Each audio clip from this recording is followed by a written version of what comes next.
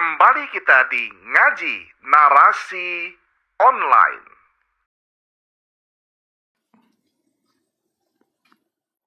Assalamualaikum warahmatullahi wabarakatuh.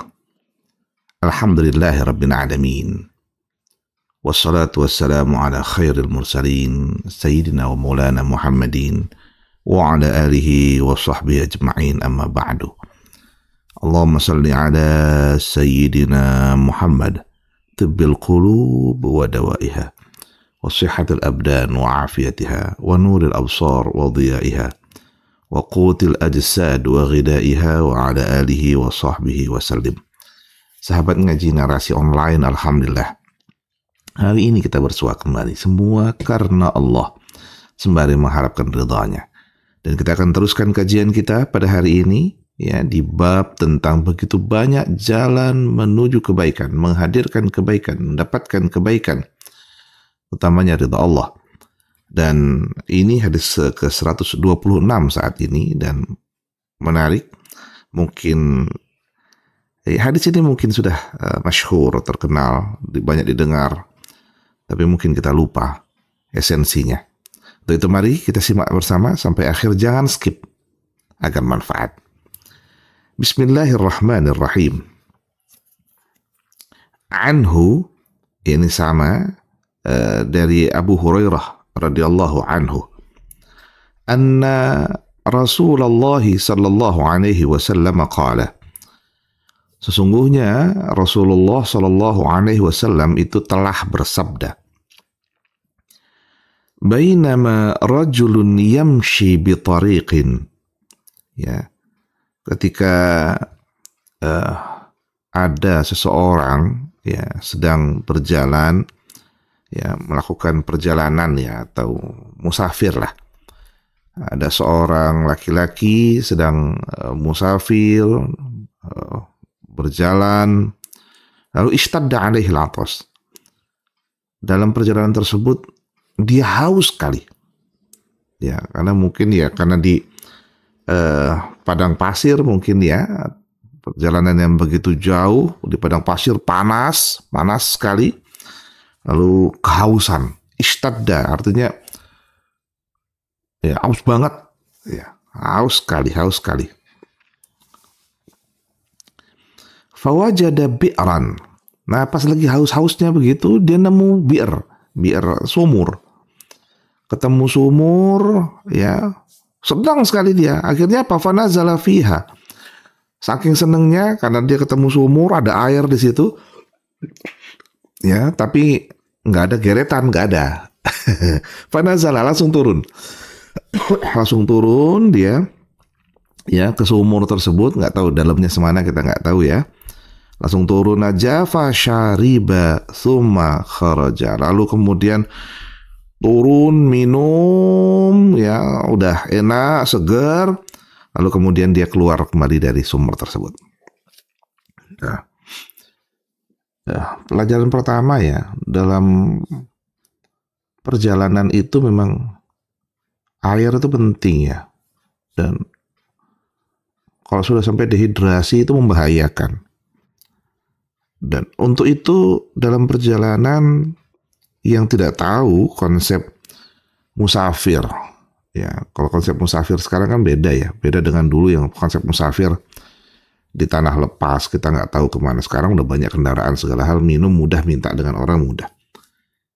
Artinya bekal perlu disiapkan dan fisik disiapkan. Nah, inilah perjalanan. Ya, ketika ketemu bi'r, minum, ya, dia langsung turun, minum, tentu itu akan menyegarkan dirinya. Nah, lalu apa yang terjadi? Fa'idha kalbun yalhas, ya, ya'kulus sara minal atash. Pas dia keluar itu, dia melihat bahwasanya ada kambing yang jilatin bekas air minum yang ngalir di tanah. Bekas air minum yang ngalir di tanah, bekas air yang diminum sama tadi itu, orang tadi. Mungkin saking banyaknya, ya, minum apa air yang dia bawa untuk diminum itu, lalu ngalir tuh air di tanah-tanah itu, ya, bukan ngalir ya, mungkin ada bekas-bekas airnya yang tadi itu karena habis nyemplung ke sumur. Nah ini dijilat-jilatin sama anjing itu, saking senengnya karena bisa minum juga tuh anjing. Faqala ar-rajulu, lalu ini orang tadi gumam, ya ngomong sendiri. Laqad balagha hadzal kalbu min al-'atash misal ladzi kana qad balagha minni. Ya Allah, ini anjing bisa minum saking kayaknya haus banget nih anjing ini, kayak tadi saya haus banget. Ya Allah, ngelihatnya tuh gimana gitu, karena dia merasakan seperti ya melihat anjing bisa minum tadi itu, ngelihat seperti keadaan dia tadi itu yang begitu haus sampai ketemu sumur dan bisa minum tuh senang gitu loh ya. Tapi karena air di tanah itu nggak banyak, dia kan cuma jilat-jilatin aja. Akhirnya apa? Fanazalal bi'ra. Turun lagi orang tadi itu. Ya, turun lagi. Famala'a khuffahu ma'an. Lalu apa tuh khuf? Itu sepatunya ya. Sepatunya itu digunakan jadi gayung, ya, digunakan jadi gayung untuk ngisi air. Ya, summa amsakahu bifih. Karena dia mau naik lagi, bingung gimana cara megang sepatunya yang sudah terisi air tadi. Akhirnya dia gunakan ya mulutnya gigit untuk supaya sepatu tadi nggak jatuh. Lalu dia naik lagi hatta raqiya, naik lagi ke atas, wasaqa al-kalba. Lalu diberikanlah minum anjing tadi dengan air yang dia bawa diisi di sepatunya itu. Nah, ini perbuatan baik ya. Mungkin minta maaf ya kalau di Indonesia ngelihat binatang kayak anjing begitu mungkin kesel ya. Apa ya? Dianggap nggak baik. Ya. Mungkin apa ya, binatang yang mungkin nggak perlu diurus mungkin. Saking dianggap jijik dan lain sebagainya mungkin. Jadi rendah gitu. Tapi ternyata ada nilai. Nanti ada nilainya di sini. Sesuatu yang dianggap rendah, remeh, ternyata ada nilai di hadapan Allah Subhanahu wa Ta'ala. Ketika anjing tadi diberikan minum secara khusus oleh laki-laki tadi yang musafir tadi, lalu apa? Fasyakarallahu lahu faghfara lahu. Anjing tadi senang betul. Ya, gembira sekali anjing tadi yang lihat ya. Saking fasyakarallah. Tapi kita nggak tahu bentuk syukurnya seperti apa kepada Allah Subhanahu wa Ta'ala. Walhasil faghfara lahu. Perbuatan tersebut yang memberikan minum anjing tadi telah menjadikan lahirnya pengampunan dari Allah Subhanahu wa Ta'ala. Subhanallah. Ya, remeh banget mungkin nggak.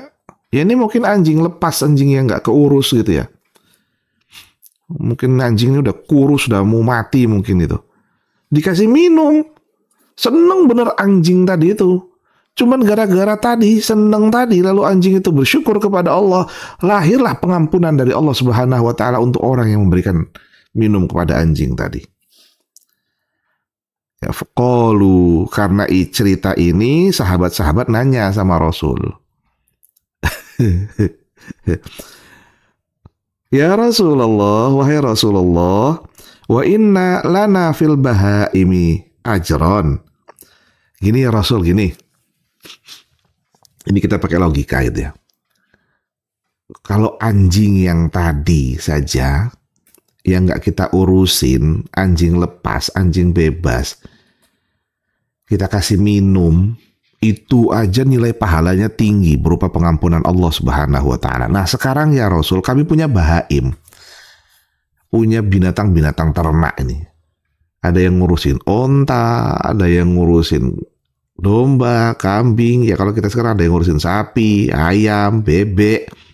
Kami punya nih binatang-binatang ternak ini banyak nih ya Rasul nih. Misalnya kami punya binatang ternak, kami urusin tuh.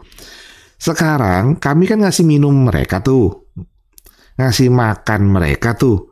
Dapat ajron nggak kira ya Rasul? Kira-kira kami dapat ajar nggak? Dapat pahala nggak? Sama seperti orang tadi yang anjing aja dikasih minum itu dapat pengampunan Allah. Nah sekarang nih banyak nih kami punya binatang ternak, dapat pahala nggak? Faqala Rasul Sallallahu Alaihi Wasallam menjawab, fi kulli kabidin ratabatin ajrun. Pokoknya apa saja yang bernyawa ditolongin, diurusin, maka itu ada nilai pahalanya. Ya, Masya Allah. Ya, termasuk misalnya bukan binatang saja sebenarnya, ya, yang bernyawa, termasuk tumbuh-tumbuhan. Maka menarik ya ketika Menteri Agama kita menggalakkan tentang ekoteologi selaras dengan hadis ini. Fikul dikabidin, pokoknya apapun yang bernyawa yang bisa jadi itu hidup nampak terlihat karena dia berjalan, atau yang tumbuh seperti tumbuh-tumbuhan, pohon, ya, tanaman, yang pada akhirnya dia akan memberikan nilai kebaikan. Ya, kalau oksigen akan semakin banyak dengan adanya pohon-pohonan. Tentu ada nilai ajrun, pahalanya di sisi Allah Subhanahu wa taala. Bisa jadi pahalanya duniawi, ya, berupa kesehatan, ya. Kalau pohon-pohonan kan semakin oksigen semakin baik, bersih, ya, karena tumbuh-tumbuhan itu dia akan memfilter, ya, udara yang tidak baik dan menghasilkan udara baik, oksigen baik. Tentu kesehatan yang kita dapatkan itu ajrun loh, itu pahala dari Allah Subhanahu wa taala. Meskipun juga ada pahala lainnya yang kita tunggu berupa pahala di akhirat. Sebagaimana yang diungkapkan oleh Imam Al-Bukhari, wa fi riwayatil Bukhari, dalam riwayat lain menurut Imam Bukhari, fasyakarallahu lahu faghafara lahu, ungkapan syukur tadi, ya, makhluk Allah yang dibantu tadi kemudian dia bersyukur, dan orang yang membantu mendapatkan ampunan Allah, maksudnya adalah fa'adkhalahul jannah, dimasukkan ke dalam surga. Memang betul sebagaimana ungkapan hadis yang dikutip oleh Imam Bukhari ini, masuk surga benar. Tapi bukan berarti menafikan kebaikan-kebaikan yang akan diraih di dunia. Ya, kalau kita nolongin binatang, ya, anggap sajalah anjing tadi dibantu. Bisa jadi dia akan teringat. Ya, lalu ketika terjadi sesuatu dan dia melihat, misalnya anjing itu melihat, bisa jadi dia akan menolong. Ya, itu bentuk ajrun juga, pahala dari Allah Subhanahu wa taala yang dihadirkan di dunia. Binatang-binatang tadi yang diurusi, diberi makan dengan baik, diberi minum dengan baik, ajrunnya apa pahalanya?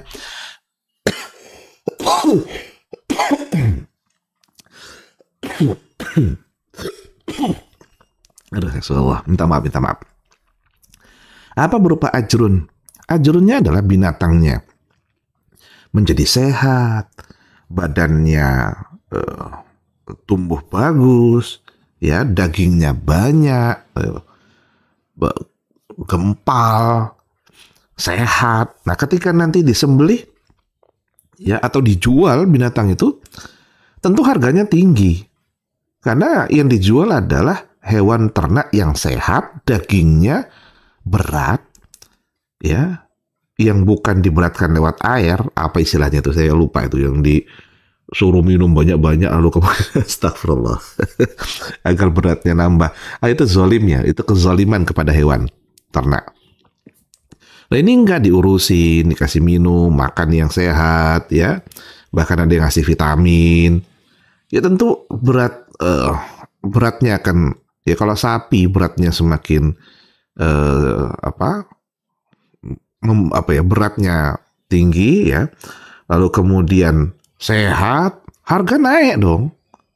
Harga naik, dia dapat ya ajrun, itu pahala dari Allah Subhanahu wa taala. Itu imbalan yang dia dapat dari Allah Subhanahu wa taala.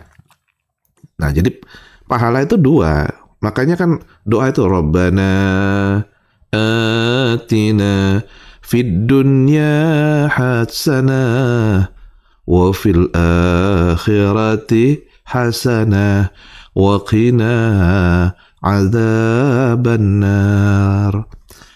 Ya, harap kepada Allah dunia baik ya, fid dunya hasanah wa fil akhirati hasanah, akhirat juga nanti baik, wa qina adzabannar, selamat dari siksa api neraka. Artinya ada ganjaran duniawi. Nah, ganjaran di dunia itu pasti akan didapatkan bagi orang yang berbuat baik. Meskipun berbuat baik kepada sesuatu yang dianggap remeh. Biasanya kalau orang menganggap perbuatan baik kan kepada sesama manusia. Ini enggak kepada binatang. Baik binatang lepas maupun binatang ternak. Hewan ternak. Meskipun kepada hewan yang lepas, pada hewan ternak. Ya, kayak kalau kita ngasih burung merpati makanan. Ya kan merpati lepas gitu. Ya kita kasih. Ya termasuk, ya mudah-mudahan ini jadi pahala.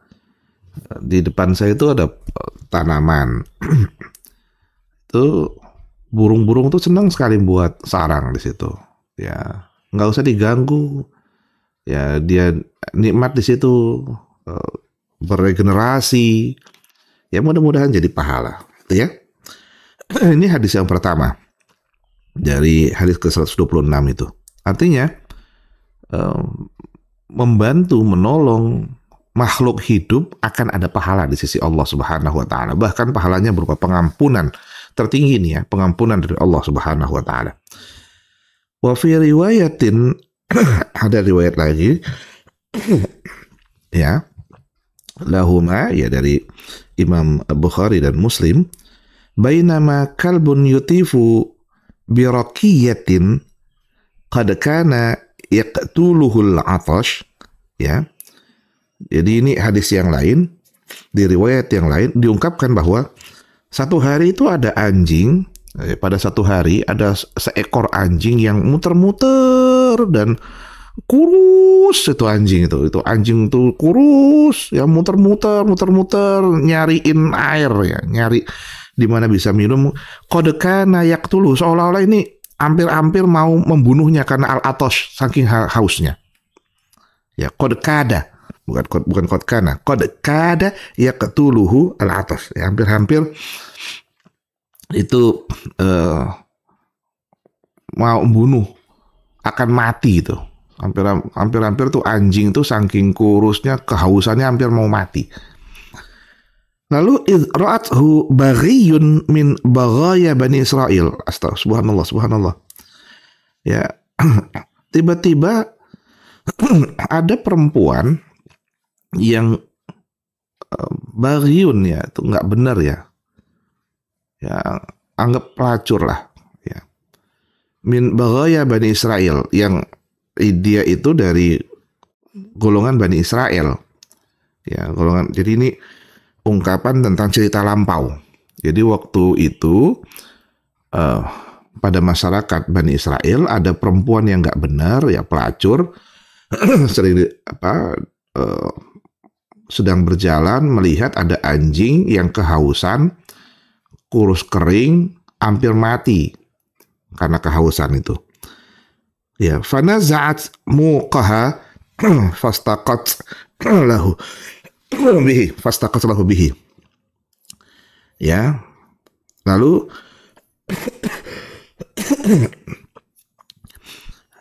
dia ngelihat anjing tadi hampir mau mati karena kehausan, lalu diambillah dengan sepatunya itu air. Ya, dia ngambil air pakai sepatu, tuh tadi yang pelacur tadi, perempuan yang tanda kutip nggak benar itu punya hati yang baik ternyata. Melihat anjing yang hampir mati diambil pakai sepatunya, ya. Lalu kemudian sepatunya itu diletakkan, ya. Fasaqathu faghufira laha bihi. Lalu dikasih minum, ya, anjing tadi dari air yang sudah diisi di sepatunya. Ternyata itu menjadi jalan kebaikan berupa pengampunan dari Allah Subhanahu wa ta'ala untuk perempuan yang baghiyun tadi, perempuan yang nggak benar tadi. Subhanallah, ada ini pertanyaan, loh, perempuan yang nggak benar saja dapat pengampunan Allah, cuman ngasih minum anjing. Kalau gitu kami ngasih minum anjing saja. Ya, bukan itu ya. Apa yang ingin dikejar dari hadis ini? Substansinya adalah keikhlasan dalam membantu, memberi. Itu ada nilai kebaikan di sisi Allah. Nah, kalau membantu tapi nggak punya nilai keikhlasan, ya tentu bernilai lain di sisi Allah.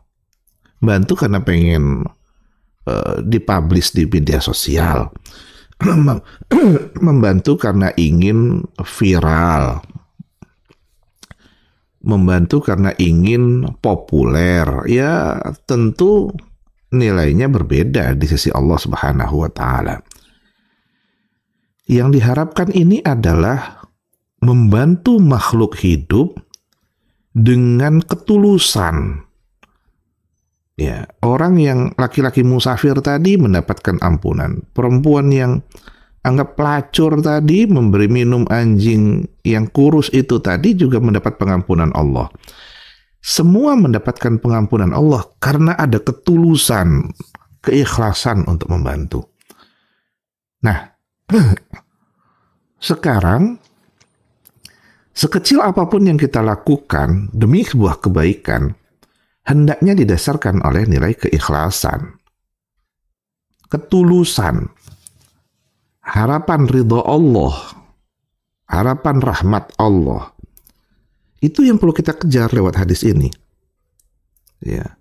Substansinya membantu apapun, bahkan untuk tanaman yang kita kelola, yang kita berikan siraman air, ya, lalu kemudian mampu menfilter semua oksigen buruk dan melahirkan oksigen baru yang baik, itu semata-mata dilakukan karena Allah, ikhlas ingin membantu.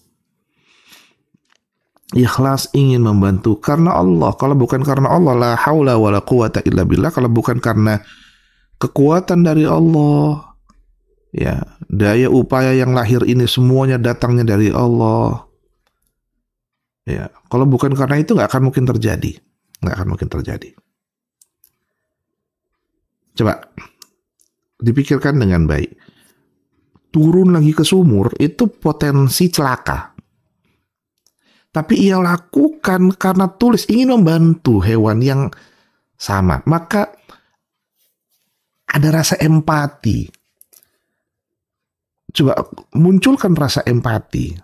Ikhlas akan hanya hadir kalau ada rasa empati dalam diri ini. Ingat masa lampau. Kenapa kita bisa sukses sekarang? Karena ada masa lampau dulu yang kita berusaha. Ketika kita bertemu dengan orang-orang yang sedang berusaha hari ini dan memiliki suasana yang sama dengan keadaan yang sama dengan dirinya sebelumnya, ikhlaslah, bantu dong. Ya, setidaknya membantu bukan sekedar, ingat yang kemarin kita bahas, membantu bukan saja lewat harta, ada membantu non-harta. Bantulah dengan non-harta. Apa misalnya? Ngobrol saja, buat dia tertawa ceria, itu juga sudah jadi bagian membantu. Yang sodakoh loh bahasa kemarin, hadis kemarin ya. Wal kalimatu thayyibatu sadaqah. Ya, ngomong baik yang kemudian orang seneng, itu jadi sedekah loh. Itu sudah membantu. Yang non harta, apalagi bisa membantu dengan konsep harta. Nah, sahabat ngaji narasi online, Inilah hadis ke-127 yang perlu kita pahami, kita ambil, bahwa Allah Subhanahu wa Ta'ala menurunkan nabinya untuk mengajarkan kebaikan, akhlak yang baik. Salah satu akhlak yang baik adalah akhlak untuk saling membantu sesama, makhluk hidup, bukan sekedar manusia, seluruhnya. Hewan, tumbuh-tumbuhan, ya, semua itu mendapatkan pertolongan dari diri kita ini, ya, tentunya dengan keikhlasan. Dan jangan hilangkan rasa empati ini kepada orang-orang yang sehari ini tidak mampu, yang sedang berusaha, sedang bekerja. Ini kita saat ini sedang dalam keadaan yang tidak baik-baik saja, ya. Dunia kerja di Indonesia saat ini sedang tidak baik-baik saja. Ya, perusahaan-perusahaan besar saat ini banyak yang kolaps dan lalu mem-PHK banyak pegawai. Ya, yang saat tadi saya baca itu perusahaan besar sudah mulai disiapkan untuk perusahaan rokok besar, ya, dipersiapkan sudah mulai mem-PHK pegawai. Dunia kerja saat ini sedang tidak baik-baik saja. Ya, kalau kita bisa empati, kita lakukan kebaikan, membantu mereka, ya, agar lahirlah pula ajrun, pahala dari Allah Subhanahu wa Ta'ala, imma fid dunya, baik itu pahala di dunia maupun di akhirat nanti. Sahabat Ngaji Narasi Online, mudah-mudahan kajian ini bermanfaat buat kita hari ini. Mari kita empati kepada sesama makhluk hidup di muka bumi ini, baik kepada binatang, hewan, ya, tumbuh-tumbuhan, apalagi kepada sesama manusia. Rasa empati itu penting, membantu itu penting, dan tanam semua karena Allah. Itulah nilai ikhlas, mukhlishina lahuddin. Nilai keikhlasan yang utama yang hadir di dalam diri kita. Semoga Allah meridhai, semoga Allah memberkahi, dan apa yang kita kaji hari ini bisa kita amalkan dalam kehidupan kita sehari-hari, sehingga pada akhirnya bermanfaat buat kita dunia, bermanfaat buat kita semua, baik di dunia maupun di akhirat. Amin ya rabbal alamin. Allahumma anfa'na bima 'allamtana wa 'allimna ma yanfa'una warzuqna 'uluman tanfa'una wahdina subul salam.